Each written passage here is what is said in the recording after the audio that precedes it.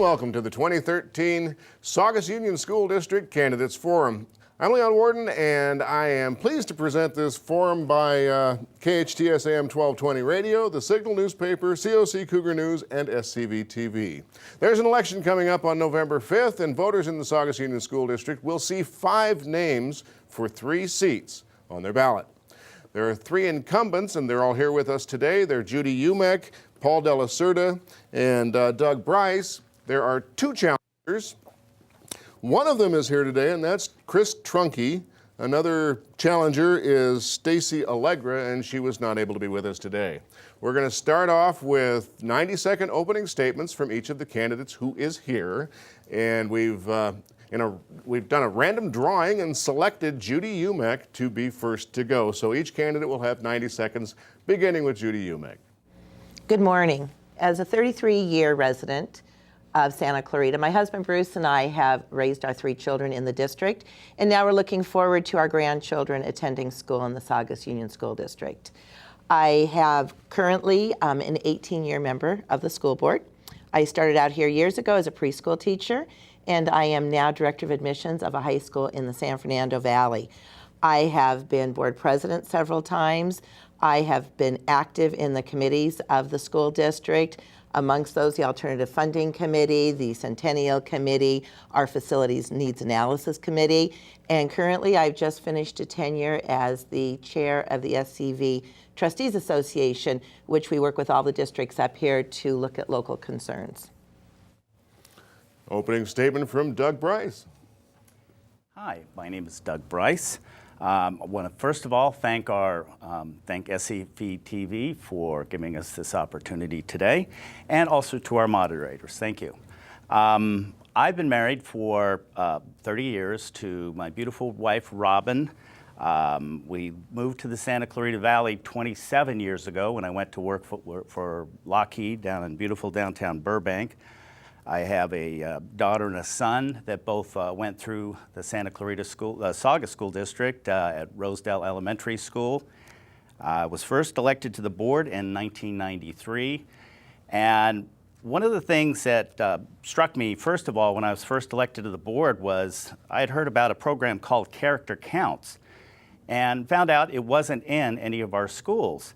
So I brought it up to the board at that time, and they said, oh no, the different schools all have different character education training. And so the board wasn't interested, but went and talked to our mayor at the time, Joanne Darcy, and she actually brought it up to the city council. City council loved it, and they actually brought it back to the schools. And as you know, now we have character counts in all 15 schools in the Saugus district and a lot of the other schools throughout Santa Clarita. That's the kind of leadership that I think I bring to the Saugus School Board. Opening statement from Paul De La Cerda. Hi, I'm Paul De La Cerda, and I want to thank SCV TV, KHTS, College of the Canyons, Cougar News, and also the Signal for hosting this today. I think it's important that we have these venues to be able to educate our voters and get our youth involved in being active in our community. I'm a 28-year resident of Santa Clarita Valley. I also am a product of the schools here in the William S. Hart Union School District. Most importantly, I'm a proud father of 4 in our schools, all in public schools, and currently thriving and taking advantage of this wonderful system that we protect here in Santa Clarita Valley. I'm currently a governing board member of the district. I've been for the past 8 years. I believe that I've demonstrated commitment in public service through the various volunteerism and at a young age volunteering in Boy Scouts, among other service groups.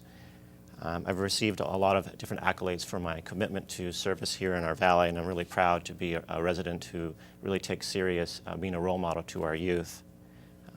As a former teacher, faculty, and student advisor at College of the Canyons, I feel education and being an educator is an important part of my life. I'm currently a Dean of Academic Affairs in the California Community College system, so I'm able to see what we're trying to achieve and the goals we're trying to achieve for all of your children. Most importantly, I want to protect student achievement. I want to protect student safety and security, and I will prepare students for the 21st century if you re-elect me. So I'm asking that you vote for me this November 5th. Well, we've heard from the three current members of the school board. Now we hear from somebody who wants to be on the school board, Chris Trunke. First, let me say thank you to SCV TV and to KHTS, COC Cougar News, and The Signal for hosting this forum. My name is Chris Trunke. I've been a resident of Saugus for 15 years. I've been married for 18 years. My wife Kelly and I have 2 children. Our daughter Marin is a freshman at Saugus High School, and our son Will is in 7th grade at Arroyo Seco Junior High. Both were a product of the Saugus School District through attending Bouquet Canyon Elementary and West Creek Academy. For the past 23 years, I've been a finance executive in the entertainment industry, and I'm currently the Chief Financial Officer for Phoenix Pictures. Over the past 9 years, I've served 4 years on school site councils and 4 terms on PTA executive boards. Earlier this year, I was appointed to the Citizens Oversight Committee for the Hart School District, and this past May, I was recognized with a California State PTA Honorary Service Award. I'm committed to serving this community, our schools, and our children, and I hope that the voters will give me the opportunity to serve on the Saugus board. Thank you. Okay, thank you. Now we go right into the question and answer phase, and the first question is going to come from Luke Money from the Signal newspaper. Luke, what you got? One of the most recent issues that was a high-profile story in the media regarding the Saugus Union School District was the decision to remove Stephen Winkler from the board by declaring his seat vacant. What have you learned from this situation, and is there any aspect of it that you might have handled differently if you could do it over again? Why or why not? Obviously, the decision to remove Stephen Winkler, I think, was one that was considered quite extensively by the board. I don't know if they adequately considered what the ramifications would be on how to fill that seat before they removed Mr. Winkler. And obviously, I think that's created a situation now where there is uncertainty over whether there will be a special election or whether whether there will be an appointment to fill that seat. It certainly would be my preference that there be a special election. I'm a big fan of the democratic process, and that's why I'm a candidate here running in an election. Same question goes to Judy Umack. Well, as the board president who had to work very closely with that process, I can say we did due diligence. We examined it thoroughly. We did follow legal counsel. We did cite education code and government code in which to remove him because of his lack of proof of domicile in the district. If we had things to do over again, I guess, being the armchair quarterback is always a good place to be on Monday morning. We probably should have sought out district attorney and perhaps attorney general information, but we do have faith in our legal counsel. We still feel that what we did was absolutely the most correct thing to do, especially for the health and welfare of the school district. At the moment, that information is in the hands of the Attorney General. They have appointed an investigator who will now go through and vet the process and see where we go to next. That would probably be what I would do if I had anything to do over again. I will say we spent countless hours and we were very thorough to make sure what we were doing was ethical, moral, and legal. Same question comes back around to Doug Bryce. Well, obviously, I was very involved in that process, doing a lot of the investigation, and I think our attorneys did an outstanding job of demonstrating the residency. I guess the only other thing I would have done would have been to try and get counsel from the Attorney General, but that's obviously Monday morning quarterbacking. It's past time, but that is the place where we are right now. As of replacing Mr. Winkler, my preference would be to have a special election, but we may not have that choice. It really is going to be up to LA County when the decision finally gets made. And we finish this round with Paul De La Cerda. I think there's a lot of lessons to be learned in this essence of evaluating a board member's responsibility to serve this community. First and foremost, but we must recognize that the community elected Mr. Winkler, and voter apathy, and in particular on all age groups, is a problem in Santa Clarita Valley. And what we're learning now is that through forums like this and educating our voters, it is utmost important to do that. Because when individuals are not abiding by the law and are elected to a public office to serve our community and protect our children, it's unfortunate that the first thing is that action has to be taken by the board has limited in those actions that we can do. The public always has the right to recall any of one of us on the board, and that situation is very detrimental to the community because we're trying to do what's best for the children. So I think that's a powerful lesson to learn about being more active in our community and learning about our candidates. You're watching the 2013 Saugus Union School District Candidates Forum, brought to you by KHTS AM 1220, the Signal newspaper, COC Cougar News, and SCV TV. We've got all three incumbents here, Doug Bryce, Paul Delacerda, and Judy Umek, and one of the two challengers, Chris Trunke. The next question is going to come from Taylor Villanueva from COC Cougar News, and the first to answer it will be Paul Delacerda. A mother comes to you and says she's upset because her child is having trouble being bullied for having a social disorder such as autism. How do you think a board member should respond to the parent, and what should be done on the school's end to address the parent's concern? Paul Delacerda. That's a very important question, and what I'll do is relate it to, as brief as I can, to a recent conversation I had with a mother who does have a child with autism, who has been bullied their whole life. I was out walking near one of our elementary schools in Plum Canyon, and this mother shared with me the challenges she had with her own son, who has been bullied so many times. In fact, just recently was bullied. He's in the hospital currently right now. It is very sad to hear that she's tried a lot of methods of trying to keep him out of trouble. And I felt her pain, and I heard her pain, and I was there to listen to her and refer her to services that she wasn't aware of in our community that could help her and help her son. As a board member in our community, it's important as a board member that we know that we have a certain responsibility in governance.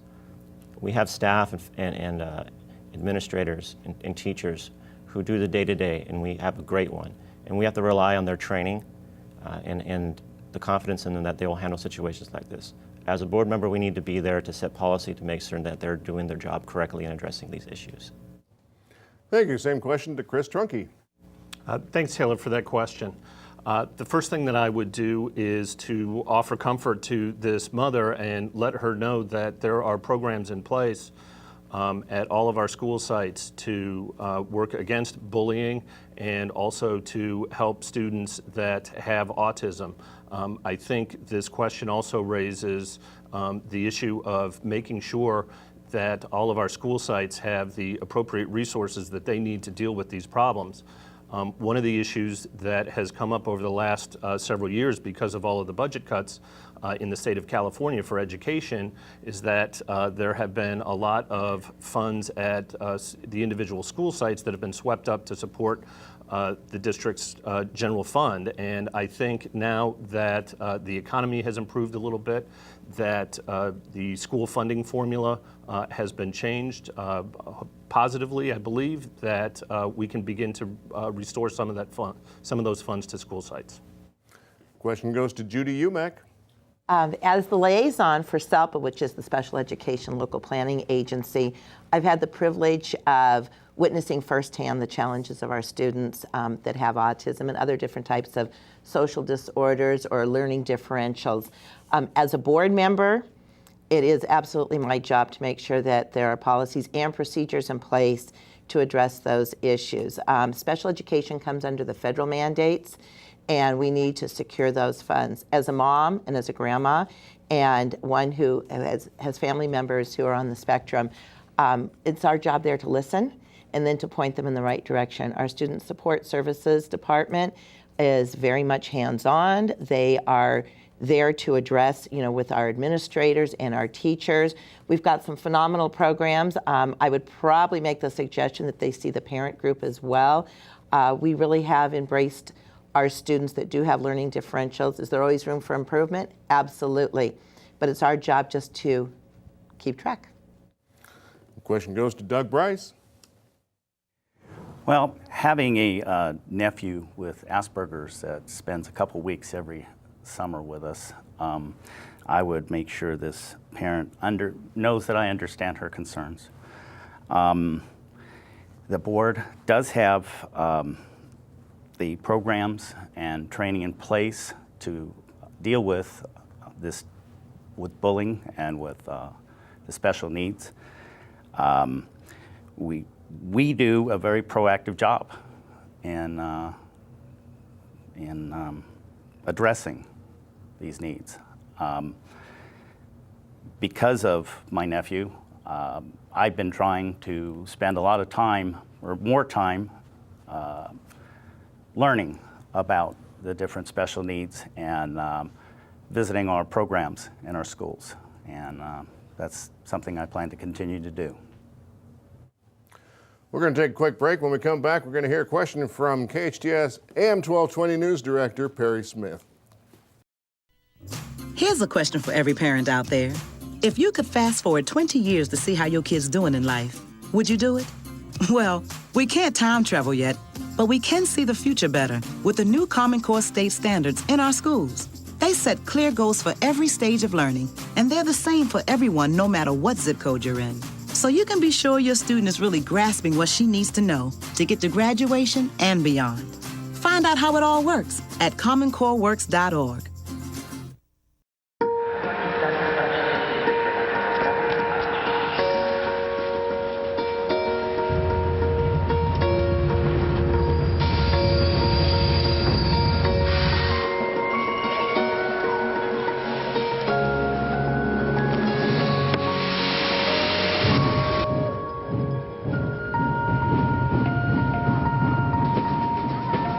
Explore new worlds. Read. Visit literacy.gov. I think it breaks a little to the left. To the right. Nope, straight. I told you it was going right. Get up, get up, get up, and be a player. Get up, get up, get up. Get up, get up, get up, and be a player. Get up, get up, get up. Get up, get up, get up, and be a player. Get up and play an hour a day. For fun playtime ideas, go online. Just don't stay long. Welcome back to the 2013 Saugus Union School District Candidates Forum. The next question is going to start with Doug Bryce, but it's going to come from Perry Smith, AM 1220 News Director. Not that long ago, it wouldn't have been beyond the realm of possibility to walk into a classroom and see a biblical reference such as Proverbs written on a chalkboard. What would be your reaction to that if you saw that on a smartboard at a school site? Doug Bryce.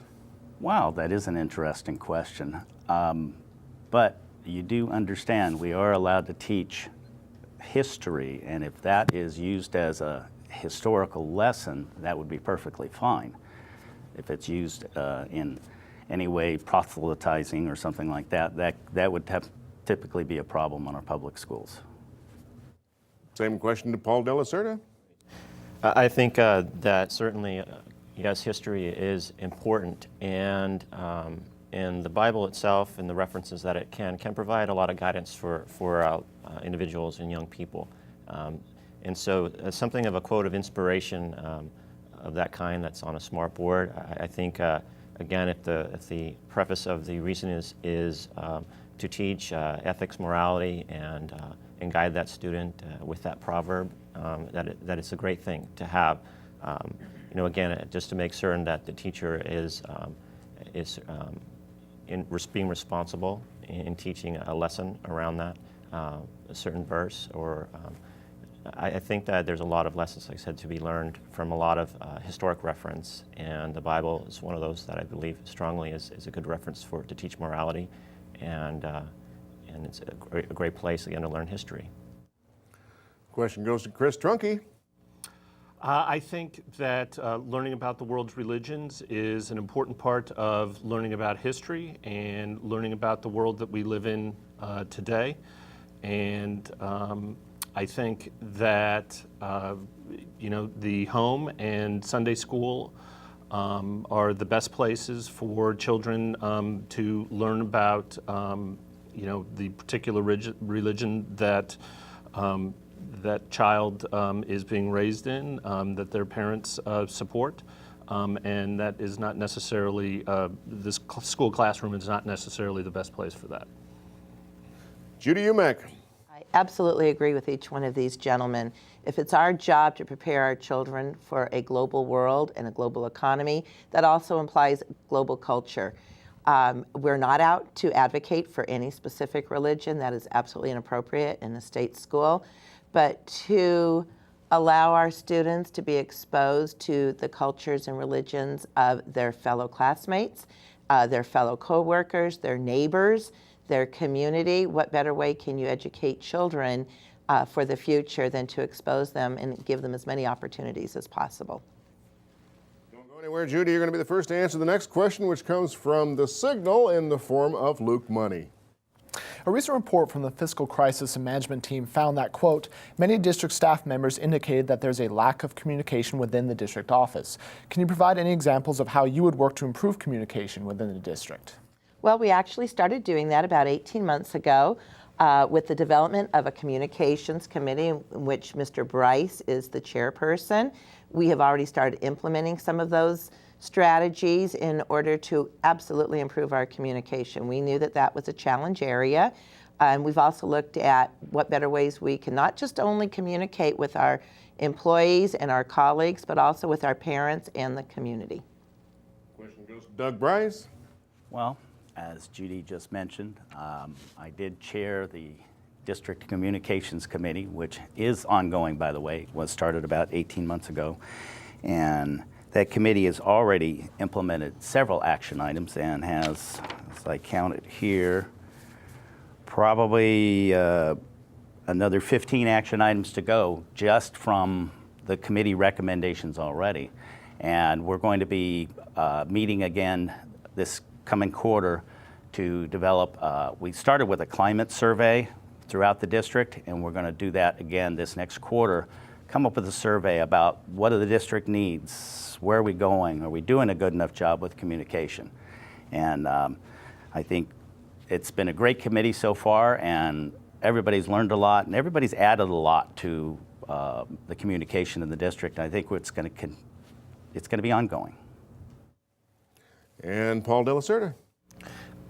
Communication is very, very vital and important, and there's so many different methods to communicate with our employees within the district, and also with our parent groups and our families, and then also communicating with our students.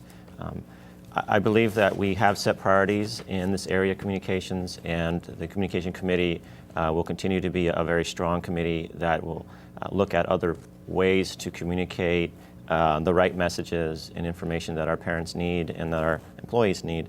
One of those ways is we're launching a new website, so be on the lookout for that new website, saugususd.org, and we're really excited to, again, revamp the way we communicate through the internet. We will be placing a Facebook site up, and also other social media venues to make sure that our parents in our district are aware of how to get communication more clearly. The internet, no doubt, is right now the #1 place where people are getting information.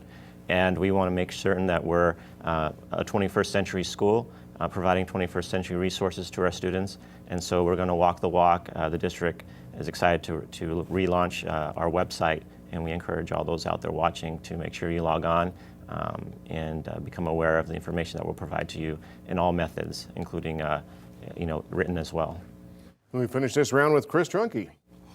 First, I think it's important to realize that the problem with communication within the district happened under the stewardship of these three individuals on the board. They've been on the board collectively for decades. And I think, as with any organization, if you cannot communicate internally very effectively, you certainly cannot communicate effectively to the public. And I think there's a great deal more that the board needs to do to effectively communicate to the public.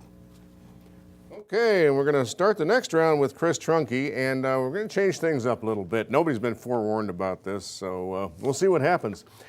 Each candidate has an opportunity to ask one of the other candidates a question. You have 15 seconds to phrase your question to that candidate, and the responding candidate will have 60 seconds to answer. You don't have to take advantage of this opportunity, but Chris Trunke, if you were to ask one of your fellow candidates something, who and what would it be? I would ask the question of Doug Bryce, why would you pay money to purchase an advertisement in a slate mailer that purports to be from parent-teacher organizations, but is in fact from a group called the Parent-Teacher Action Association that supposedly represents students, educators, et cetera, but in fact has zero members? 15 seconds. I think he gets it. Doug Bryce, you got 60 seconds to reply. Several of us, including yourself, were given the opportunity to do slate mailers, and this one was one that was a low-cost opportunity, and it went out to a large portion of the high-propensity voters. I did go to the website. The website looked fairly benign.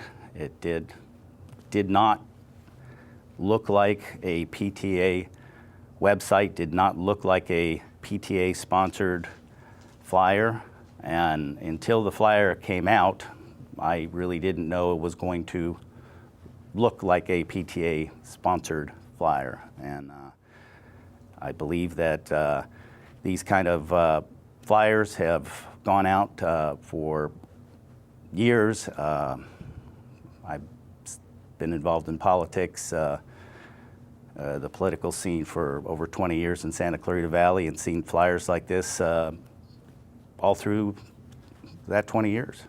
Thank you. Again, you've got 15 seconds in which to phrase a question, and whoever you're pointing it at will have 60 seconds to reply. Judy Umack, do you want to ask somebody a question? Mr. Trunke, of course.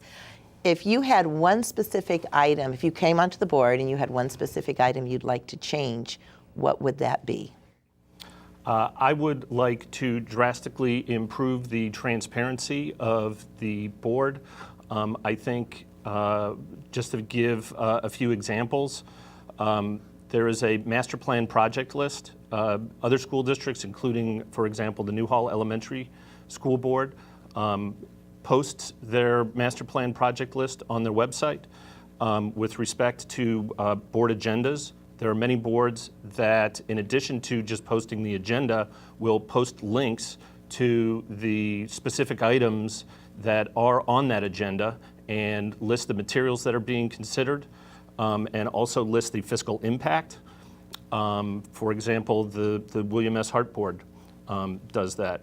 I think there are plenty of other opportunities, for example, presentations that occur at the board. Those materials are not provided to the public, or they post it on the website. And I think those are important things that the board needs to do to communicate with the public. Okay, Doug Bryce, anything you want to know from one of your fellow candidates? Yeah, I have a question for Mr. Trunke. How many board meetings have you attended, and why have you not attended any board meetings since you announced your candidacy? I have been to quite a few board meetings over the years. I was very active in a group of parents that worked against the closing of Bouquet Canyon Elementary School several years ago. I attended quite a few board meetings at that time. I continued to attend board meetings for a long period of time after that. I have not attended any board meetings since I have been a candidate because I have a respect for the process that the board has to go through, and I think my presence at those meetings would have been a distraction. Paul Delacerda, anything you want to know? I don't have a particular question for any of my panelists. I do have a question for Ms. Allegra. I'm curious why she's not here today. We take this process very seriously, and it would be a question for Ms. Allegra why she's not here today, so that the voters can learn about why she placed her name on the ballot for this November 5th election. And you're right, she's not here, so she can't answer that question. And again, you're watching the 2013 Saugus Union School District Candidates Forum. As Mr. Delacerda points out, there is a fifth candidate by the name of Stacy Allegra who was not able to be with us today. And that's all we have to say about that. There are four candidates who are with us. The challenger, Chris Trunke, who's just been put on the spot by the two of the three incumbents, Doug Bryce, Paul Delacerda, Judy Umack, and we go back to the question and answer again. Questions are coming today from AM 1220 KHTS, the Signal newspaper, and COC Cougar News. Taylor Villanueva from the latter, from COC Cougar News, is going to point the next question first at Paul Delacerda.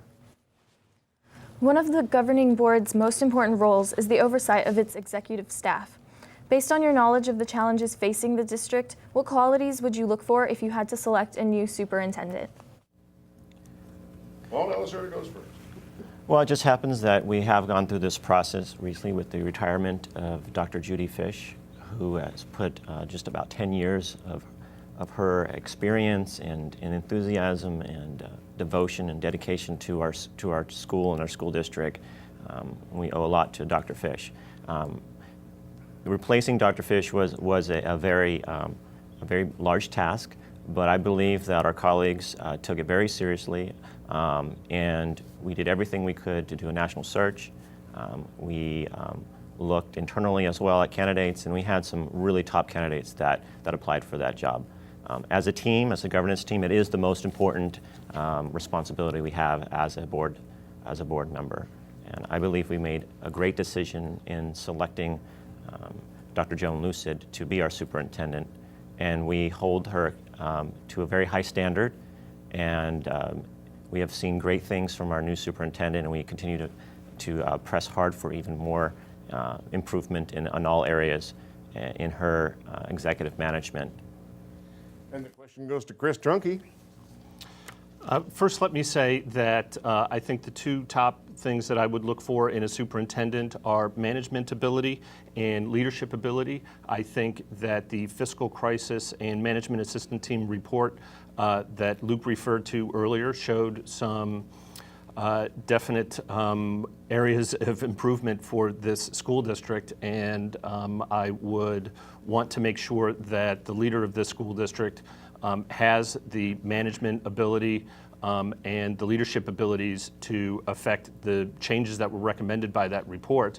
I know from the limits that are placed on the employment contract terms for superintendents that a review of Dr. Lucid's performance will be coming up in this next term, and I would want to seriously consider what her performance has been and what the board options are. Judy Umack. Okay. First, we do. The most single important thing that a board does is select their superintendent. We look for somebody who is open, who is collaborative, and who has vision. The comment I do need to make is it was the superintendent who procured FICMAT to come and look at what we were doing. We knew we had some areas we needed to improve, and she brought that entity in for us to do that type of a self-evaluation. That takes a lot of strong character to do that. It takes a strong person with leadership that can bring in another entity to say, let's take a look at us. We always have to be looking at ways we can improve what we are doing. And it's not just the superintendent, it's the entire cabinet that we look for to face our challenges, to have some vision, to have some collaboration, to have the respect of our teachers and our staff and our community, and to show a commitment to be advocating on behalf of the students. We finish this round with Doug Bryce. Well, obviously for a superintendent, you're looking at experience, you're looking at transparency, and also you're looking for an active listener. An active listener is somebody you talk to, and then they're able to respond, showing an understanding of the things that you've been talking about. Well, our current superintendent is excellent in that, and that's why she's involved all the stakeholders in our district in implementing all these FICMAT improvement actions. In fact, she formed 5 different teams of stakeholders to go through the entire study, look at the communications, the facilities, all the different areas where the FICMAT report addressed. And in every one of those teams, stakeholders throughout the district were involved in helping make positive decisions. We're going to take a quick break. When we come back, we will bring you the wrap-up of this 2013 Saugus Union School District Candidates Forum. Did you know the first gold in California was discovered right here in the Santa Clarita Valley, long before Sutter's Mill? Did you know our valley was the birthplace of the California oil industry? Did you know that when Los Angeles joined the rest of the country by rail, the tracks came together in Santa Clarita? You might know we're a popular location for filming, but did you know we always have been? Learn all about Santa Clarita's fascinating history at scvhistory.com or visit the Saugus Train Station Museum in Old Town Newhall, weekends 1 to 4. All right, give me a spot. You know my motto, safety first. They could be dangerous. I think we should call animal control. Animal control? To be safe. Don't worry. Just... I got this. It's a new motto. You don't have to be perfect to be a perfect parent. There are thousands of teens in foster care who don't need perfection. They need you.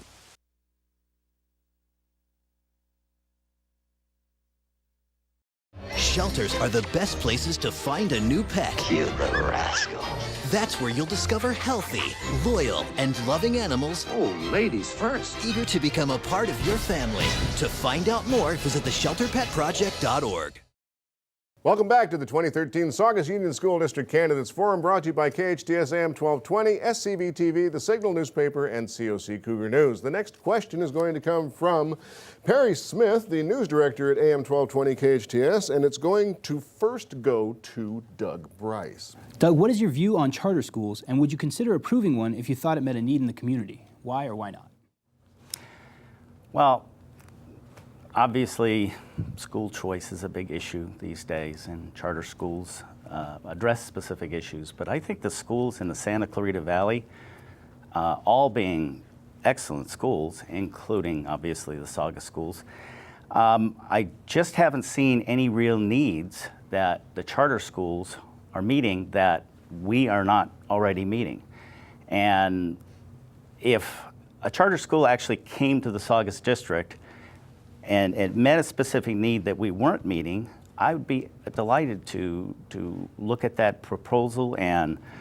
But so far what I'm saying is I'm just not seeing any specific needs being met by the charter schools that we don't already meet. Same question to Paul De La Cerda. To start, I'm very in support of charter schools. I think that they are a great addition to public education and enabling communities that are struggling with their public education system to reinvent themselves and focus on what we should all be focusing on as the children and their performance.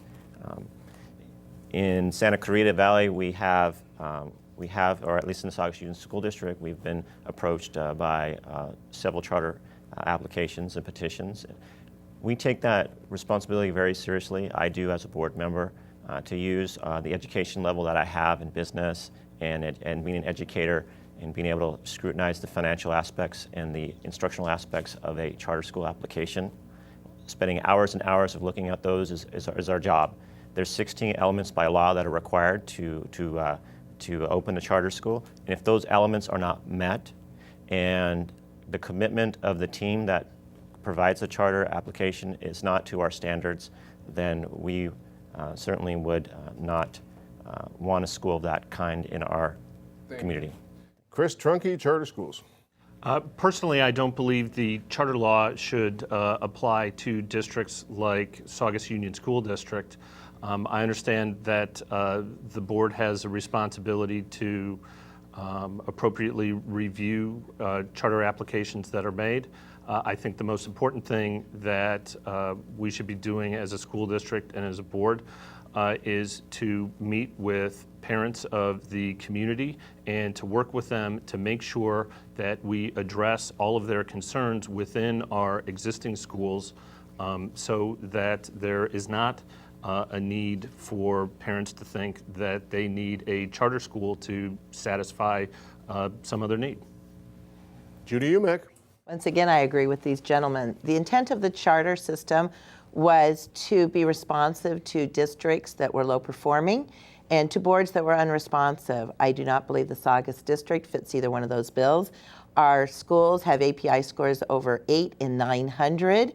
We have various programs from response to intervention to trying to close the achievement gap with our subgroups to providing enrichment.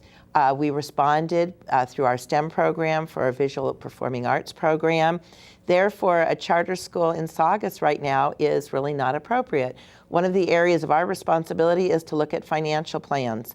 So far, the financial plan of the charters that have been presented to us were inadequate, and I think in light of the developing issues in our valley right now, I think that validated our decisions.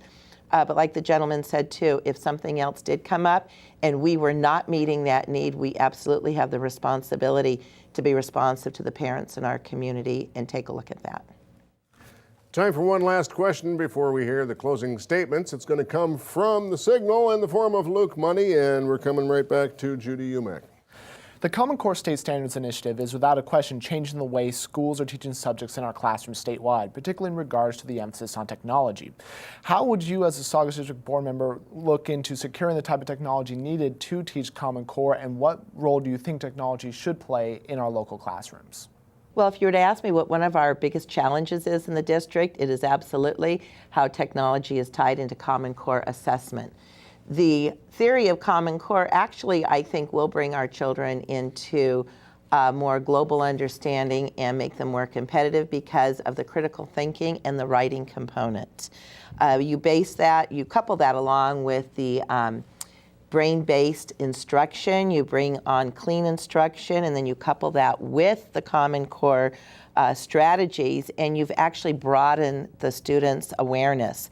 Technology is absolutely the challenge. Economically, we need the funds in order to make sure that we have site equity at the school site so that technology will be the tool at hand and that they'll be able to use it effectively in the classroom. Once again, technology is also propelling them into global learning, and it is a commitment that we've looked at the last couple of years, and it is part of our fiscal plan.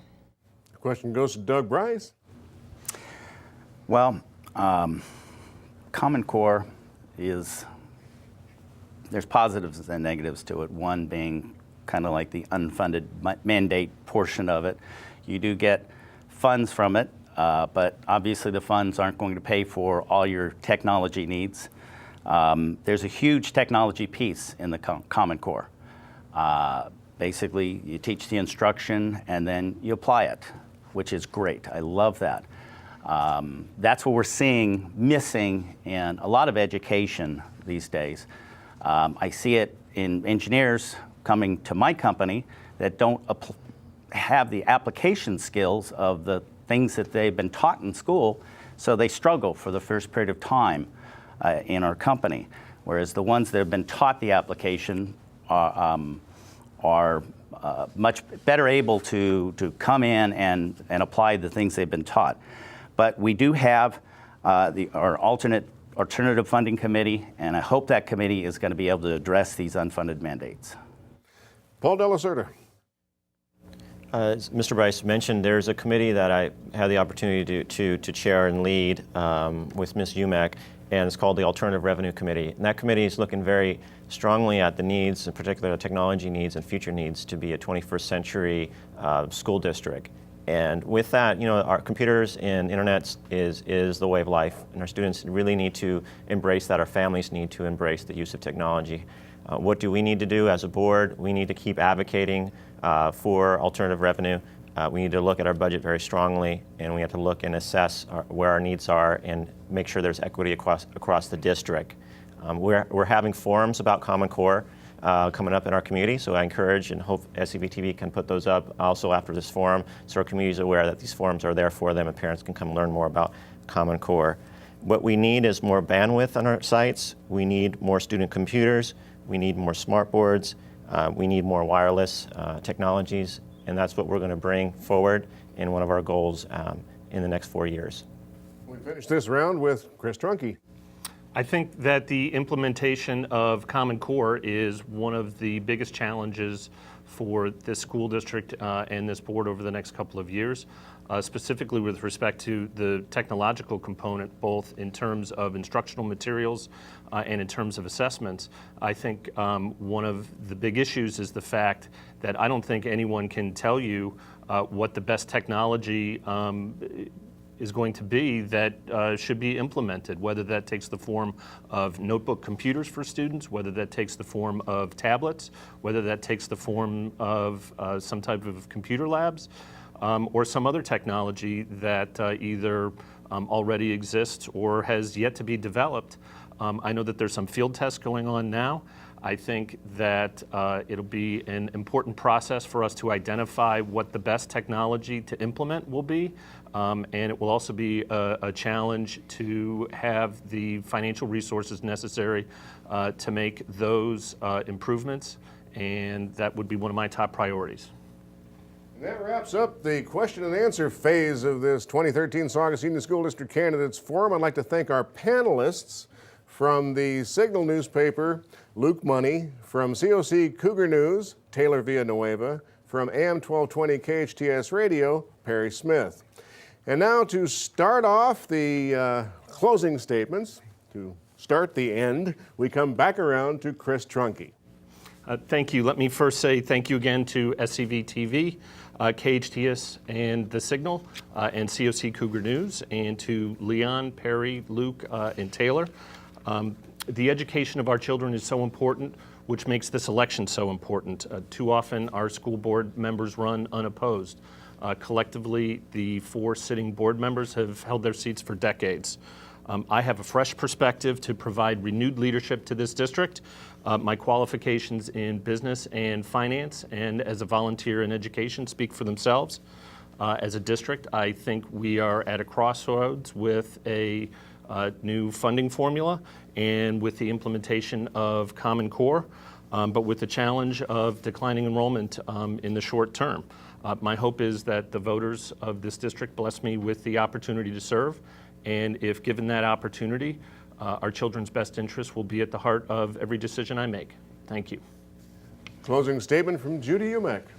Well, first I need to say that with all the economic challenges and the issues that have come up to Saugus, the Saugus School District is still one of the most stellar school districts in the state of California. I believe that experience is still crucial in navigating through the challenges that we've had, and we will continue to have. I have earned the respect of our teachers, our community, and our parents. I am still in touch with the stakeholders as a former PTA president, a site council rep, and our parent advisory committee. I believe I still have a pulse on what the community needs are as well. My ability to listen, compromise, collaborate, and think outside the box still makes me a good candidate. We know we have challenges. You want to judge a school board member on if they know they have issues, are they addressing those issues? Are they addressing the shortcomings? I believe through the formation of our various committees over the last couple of years, which include the facilities needs analysis, which includes our communication, includes our alternative funding, that we are addressing those needs. We are taking a good look at ourselves as we move forward, and we continue to educate our children. We are also looking at other ways to do that and to be responsive to our community. So I'd ask for your vote, and also thank you so much for providing us with this opportunity. Closing statement, Doug Bryce.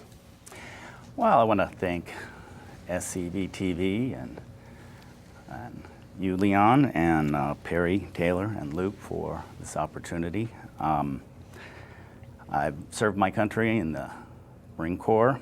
I've served the Saugus School District. Been involved in the Saugus School District since 1993, either on the board or site council.